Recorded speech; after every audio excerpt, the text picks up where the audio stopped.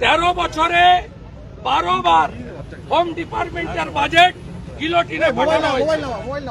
প্রতি বৃহস্পতিবার ছিল হোমের question answer, calling attention mention. গত সেশন থেকে এটা সোমবার করা হয়েছে এবং কোন সোমবার কোন বিধায়কের কি শাসক কি বিরোধী হোম ডিপার্টমেন্ট পুলিশ ডিপার্টমেন্টের কোশ্চেন নেওয়া হয় না। তাই আমাদের মহিলা বিধায়িকা যারা ছিলেন আজকে, মাননীয় অগ্নিমিত্রা পাল, মাননীয় তাপসী মণ্ডল, মাননীয় চন্দনা বাউরি, মালতীয় শ্রীমতী মালতী রাভা রায়, মাননীয় শিখা চ্যাটার্জি, মাননীয় সুমিতা সিনহা মহোদয়, এরা আজকে বলেছিলেন যে মুখ্যমন্ত্রীর স্টেটমেন্ট চাই। মুখ্যমন্ত্রী হাউসে তো নেই, আমরা বলেছিলাম নেই তো অন্য কোন মন্ত্রী স্টেটমেন্ট দিই, সেটাও ইগনোর করা হয়েছে। উল্টে চন্দ্রিমা ভট্টাচার্য মাননীয় মন্ত্রীকে দিয়ে বলালো হলো যে এই সরকার মহিলা নির্যাতনের বিষয়ে অত্যন্ত কঠিন এবং কঠোর। এমন কঠিন এবং কঠোর, রামপুরহাটের বকটুই, হাঁসখালি, ময়নাগুড়ি সব ঘটনা সিবিআই কে দিতে হয় কোর্টকে। এমন ভাবে এই সরকার কঠিন এবং কঠোর। কোচবিহারে বিজেপির একজন মাইনরিটি নেত্রীকে 1.5 কিলোমিটার হাঁটানো হয়, মূল অভিযুক্ত গ্রেফতার হয় না। চাপড়াতে হামিদুর রহমান শাসকের বিধায়ক বলেন মুসলিম রাষ্ট্রে এই ধরনের সালিসি পঞ্চায়েতের সুযোগ আছে। আড়িয়াদহে তৃণমূলের সম্পদ জয়ন্ত সিং একজন মহিলাকে এইভাবে আক্রমণ করেন।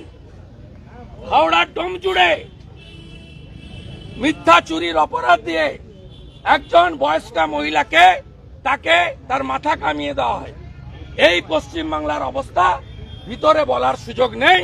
তাই আমাদের মহিলা বিধায়িকারা বিশেষ করে রাস্তায় বসে আপনাদের মাধ্যমে বাংলার জনগণকে জানাতে চাই যে এখনো যে অংশ তৃণমূলকে ভোট দেন তাদের কাছে জানাতে চাই যে আপনাদের কাছে লক্ষ্মীর ভান্ডারের 1000 টাকার মর্যাদা বেশি না মা বোনেদের নারীত্ব, সম্ভ্রম, ইজ্জত, সম্মান, অধিকার। আমি দেখতে পাচ্ছি না সেই মায়েদের সম্মান বেশি। যেখানে দুর্গা মাকে আমরা পূজা করি বাংলাতে, আমরা ভারত পিতা বলি না, ভারত মাতা বলি। সেই পশ্চিমবঙ্গে মহিলাদের অবস্থা দেখুন। মুখ্যমন্ত্রী হাতরাসে টিম পাঠান, মণিপুরের কথা বলেন, আর তার দলের লোকেরা, তার বিধানসভা, তার শাসক দল, তার সরকার, তার হাউস, তারা মহিলাদের উপর অত্যাচার নিয়ে সামান্য বিবৃতি দিতে পারে না।